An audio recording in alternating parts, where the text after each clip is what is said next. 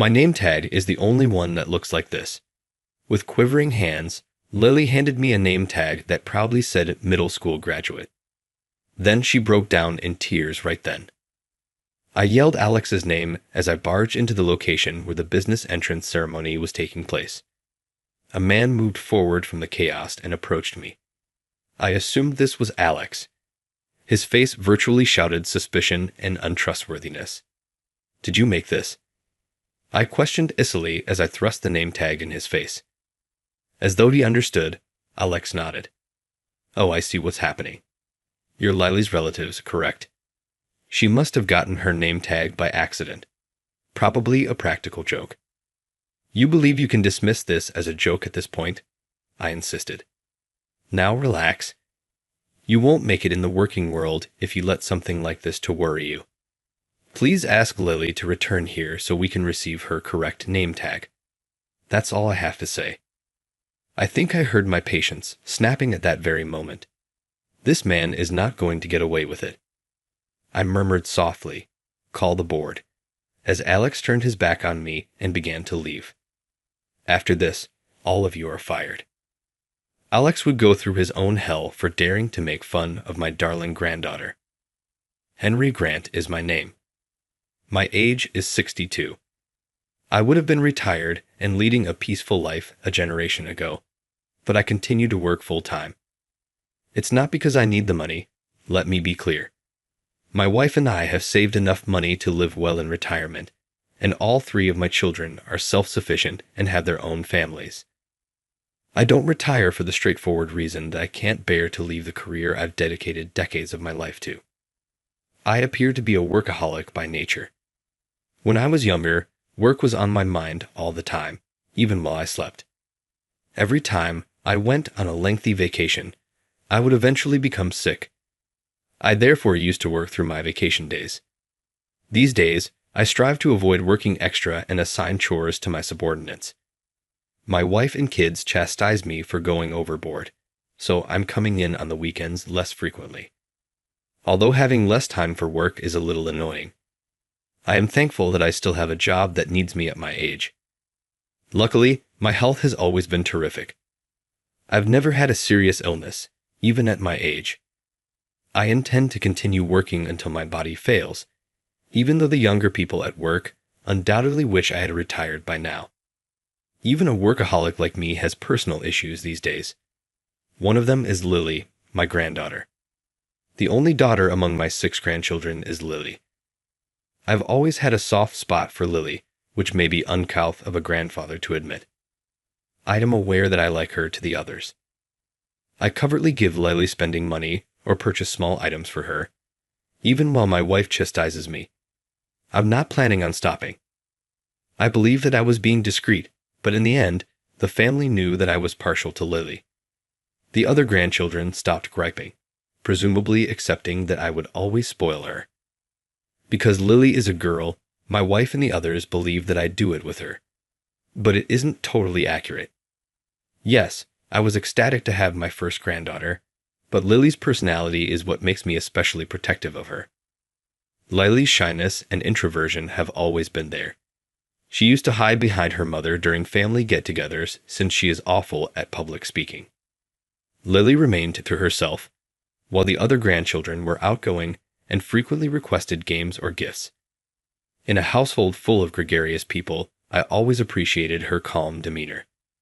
That's why I couldn't resist giving Lily more attention, even in the face of my wife's disapproval. This year, Lily finally became a working adult when she landed her job. The whole family celebrated her milestone. Unfortunately, her new life didn't start smoothly. Lily told me everything after returning home from her company's entrance ceremony. Lily's employer was a company in the welfare industry. It operated paid nursing homes, group homes, and provided in-home care services. At the company, Lily was hired as a welfare service worker. For Lily, who struggled with interpersonal communication, the job search process had been nothing short of torturous. Whenever she felt even the slightest pressure from the other party, she would freeze, unable to find her words. She had lost count of how many rejection notices she had received. However, during one particular interview, she somehow managed to express herself without stumbling.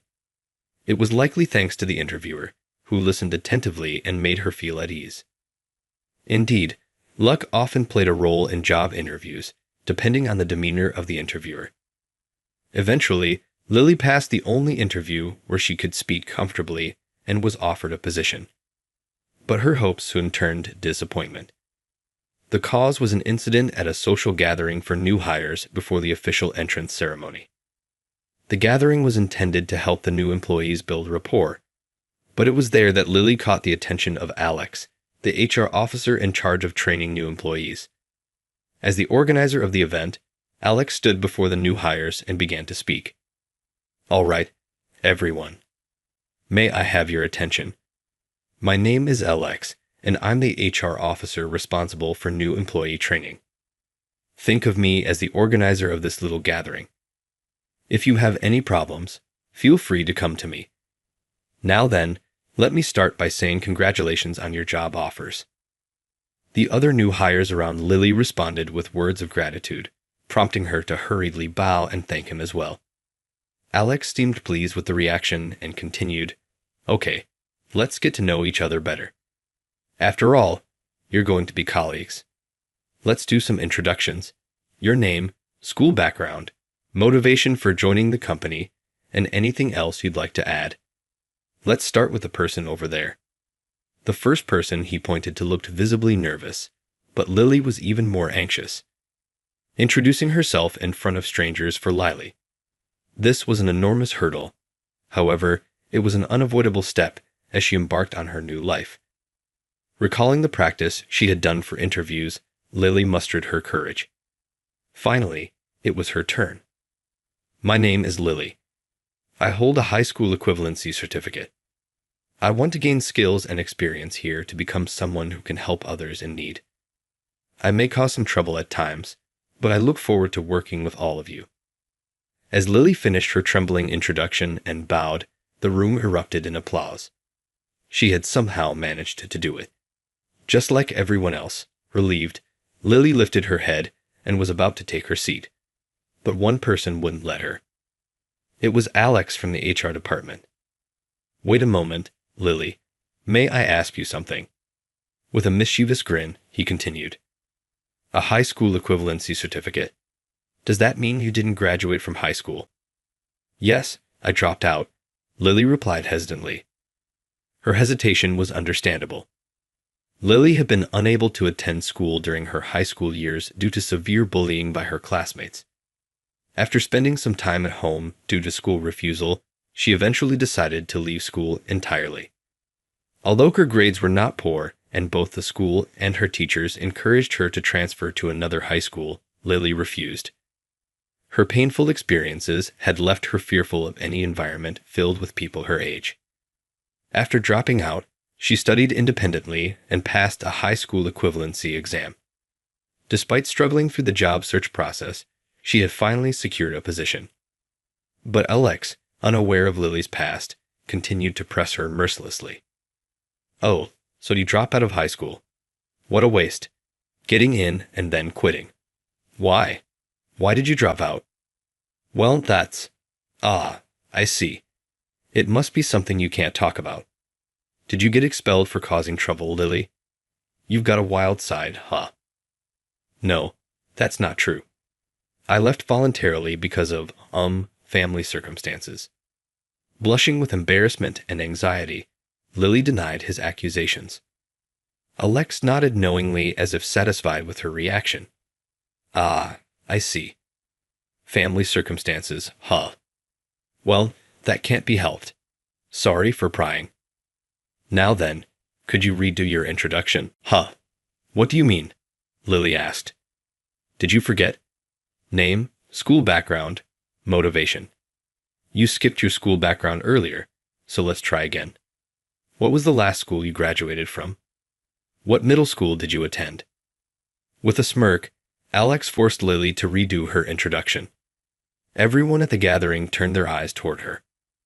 Trembling uncontrollably, Lily had no choice but to comply with Alex's demand. "I'm Lily. I'm from Seaside Middle School. Nice to meet you." When Lily managed to utter her final words, Alex clapped theatrically and egged on the other new hires to applaud as well. After that, the atmosphere during the gathering changed, and Lily was treated like someone to be avoided. The experience brought back memories of the hell she had endured in high school. It left her utterly crushed, but she chose not to share it with her family. She couldn't bear to disappoint them, especially after they had celebrated her job offer with so much joy. Then came the day of the entrance ceremony. Following the ceremony, a group training session for all new employees was scheduled. There was no doubt Alex, the HR trainer, would be there. Remembering the incident at the gathering, Lily felt a heavy weight in her chest, but skipping the ceremony on her first day at the company was out of the question. That morning, her entire family came out to see her off. "Lily, congratulations on starting your new job. If anything pleasant happens, tell me right away, okay? No matter what, I'm always on your side." "Thanks, Grandpa, but I'll be fine." "Well, I'm off now." Encouraging herself with a quiet, "I'll be fine. I'll be fine," Lily headed to the entrance ceremony. When she arrived at the venue, she saw many other new hires milling about nervously. Among the faces, she spotted some from the gathering that day. It appeared that after checking in and receiving their name tags, they were directed to take their assigned seats. Lily joined the line for check-in, feeling tense, and gave her name to a young staff member who seemed to be part of HR. The staff member smiled warmly. "Congratulations," they said before searching through the pile of name tags for Lily. But no matter how much they searched, Lily's name tag couldn't be found. The staffer repeatedly asked for her name and cross-checked the employee list, drawing attention from others in the process.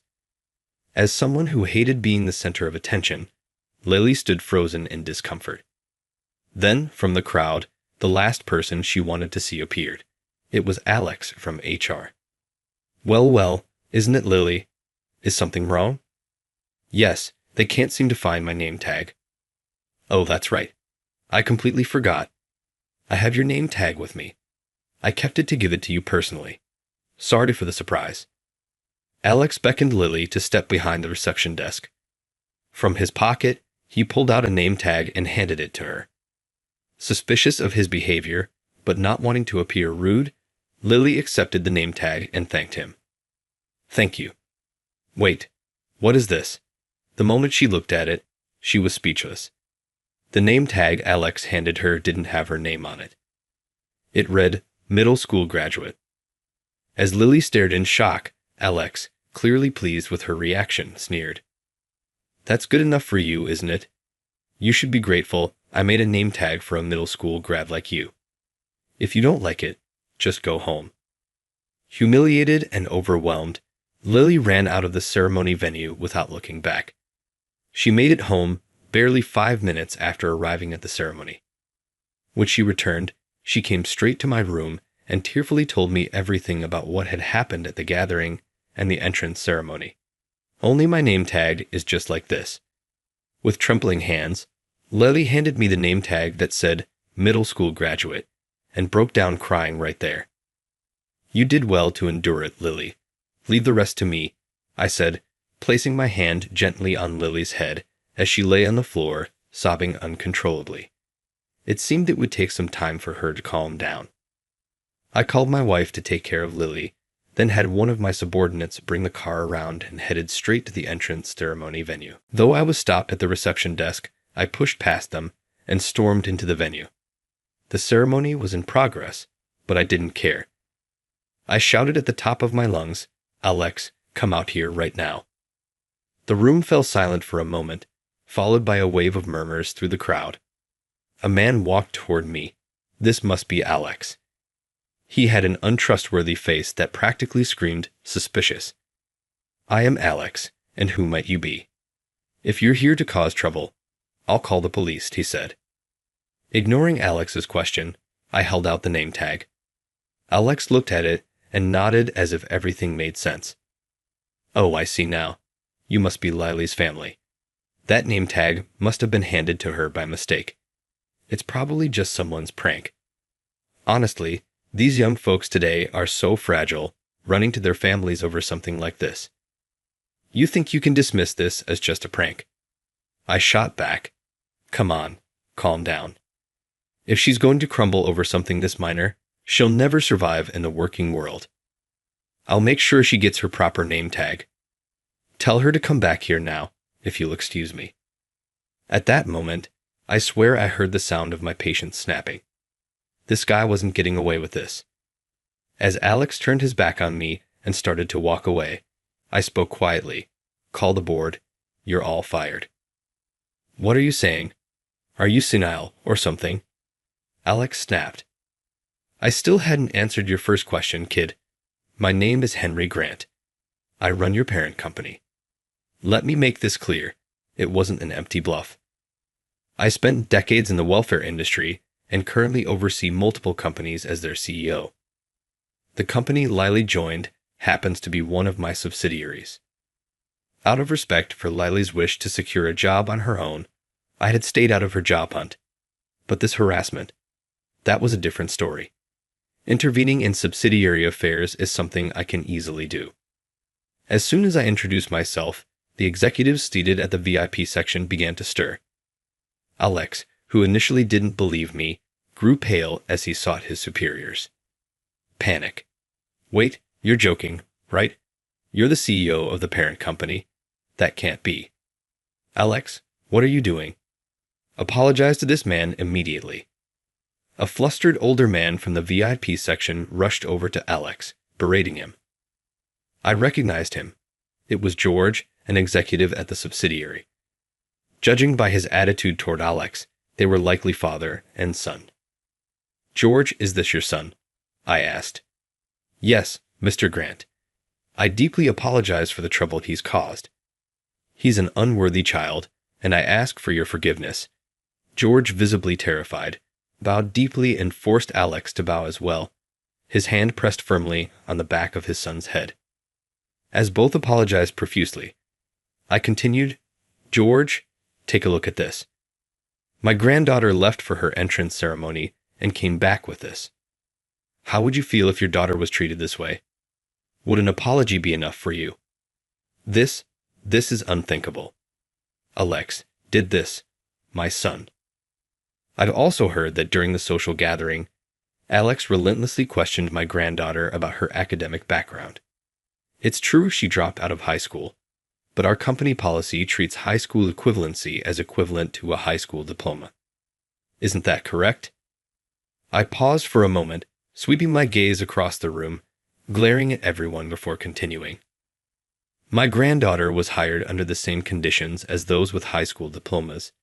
Yet at the entrance ceremony, she was handed this tasteless name tag.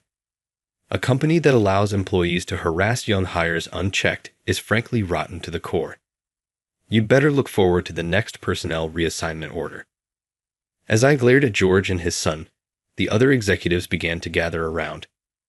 It seemed they had realized this incident might have consequences for them too, and were eager to address it. Even the new hires attending the ceremony were watching the situation unfold. The ceremony itself had already become a secondary concern. Turning to the gathered executives, I addressed them firmly. I trust you all heard me. Alex here is unfit to remain in this company. He's mocked my granddaughter's academic background and created this vulgar name tag. I held up the offensive name tag for everyone to see. A low murmur spread through the crowd as they took in the sight. It seemed the executives were eager to distance themselves, insisting they had no part in Alex's actions. Even so, allowing Alex's behavior to go unchecked makes them complicit. Today, my granddaughter happened to be the target. But what if it had been other employees? Would you have listened to them the same way, or would you have swept it under the rug because the perpetrator was an executive's son? That's not. You can't deny the possibility. Moving forward, I will personally investigate whether there are other employees who've been harassed. Based on those findings, I'll decide how to handle Alex and anyone else involved. That's all. I'd informed the gathered executives of my intentions and prepared to leave the venue. As I turned to go, a voice from one of the new hires rose up in the hall. Excuse me, Mr. Grant, I have something I need to tell you. Alex slumped next to his father, reacting sharply upon seeing the young female employee who had spoken up. Sensing this was something Alex didn't want revealed, I decided to listen. Sure enough, the woman exposed more of Alex's disgraceful behavior. She recounted how, during the new hire gathering, Alex had asked her inappropriate personal questions about her measurements and touched her inappropriately. Later, he had tried to invite her out for drinks, but she declined out of fear. Then Alex had threatened her, saying, "I'm the son of an executive. If you cross me, you'll regret it." Luckily, another new hire happened to show up at the right moment, preventing the situation from escalating further. However, the woman had carried her unease into the entrance ceremony. "Damn it, that woman. I told her not to tell anyone." Alex shouted. "What have you done?" "It seems my granddaughter wasn't Alex's only victim," I said firmly. "I'll be conducting a thorough investigation of all employees, including new hires. I'll leave one of my subordinates here to ensure no one intimidates the staff or tampers with evidence. Anyone caught covering this up will be fired immediately." With that, I finally left the entrance ceremony venue and returned home. Later, I heard that the situation spiraled into complete chaos. More victims of Alex's harassment came forward, and at one point, George and Alex even got into a physical altercation. As promised, I conducted a thorough investigation, interviewing employees to uncover the truth. The results were damning, and I took decisive action against Alex and others at the subsidiary. First, Alex, the main culprit who had hurt Lily, was fired. It turned out that, beyond the woman who had spoken up during the ceremony, numerous other women had suffered similar harassment at his hands.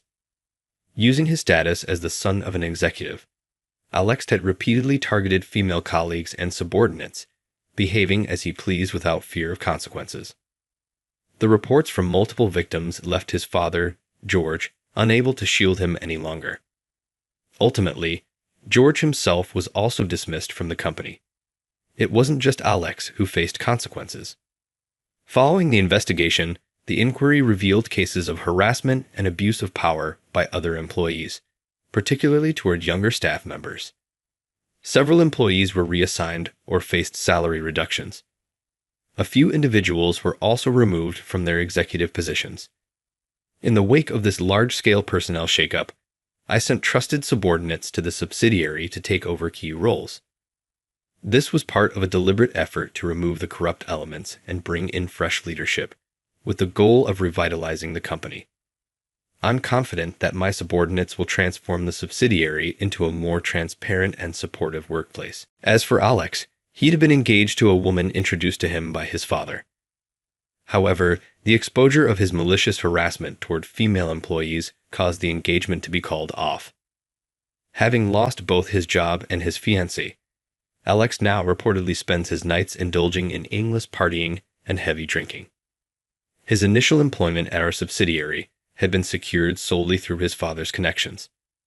Having never gone through a proper job search, it's doubtful that Alex will be able to find a new position on his own. He will likely end up living off his aging father for the rest of his life. Meanwhile, I continue to work energetically as always. The day I barged into the subsidiary without an appointment earned me a severe scolding from my subordinates. However, I suspect I avoided being pushed into retirement, because this incident was for none other than my granddaughter, Lily. Everyone in my company knows how much I dote on my granddaughter. When I explained the full extent of my actions, even the executives who initially criticized my outburst understood and shared in my indignation. Some of the senior staff, who had known Lily since she was little, were so outraged that they said, "Should we just shut down that subsidiary?" As for Lily, she has been going to work every day since the entrance ceremony. The family urged her to take a break, worried about her well-being, but Lily firmly refused, leaving the house each morning with cheerful energy. Concerned that she might be pushing herself too hard, I couldn't help but make a suggestion. "Lily, isn't it difficult for you to stay at the company after the scene I caused? If you'd like, why don't you come work for my company instead?" "No, Grandpa. I'm fine. I'll keep working at my current company. Thanks to you, The bad managers are gone, and everyone's happy about it. Apparently, the women who had suffered harassment from Alex were incredibly grateful to Lily. Whenever Lily finds herself the target of curious or judgmental stares, those women always step in to shield her. Thanks to their support, Lily has been able to avoid isolation at work and focus on her responsibilities. That's great to hear. It's reassuring to know they're looking out for you, I said, relieved. But to my surprise, Lily shook her head. Then, with a serious expression, she looked at me and said, "I've always relied on others to protect me. Whether it was you, my friends, or my coworkers, but I can't keep depending on others. I need to learn to protect myself. If I don't, I'll just keep running away like I did in high school." "Lily, you are," I started to say, but she cut me off. "That's why I'm going to become a stronger person. Strong enough that my family can feel at ease watching over me. So, Grandpa, keep watching me, okay?" With that, she hurriedly finished getting ready for work as if to hide her embarrassment and left the house with a radiant smile. As I watched her retreating figure, I felt my eyes well up with pride and emotion.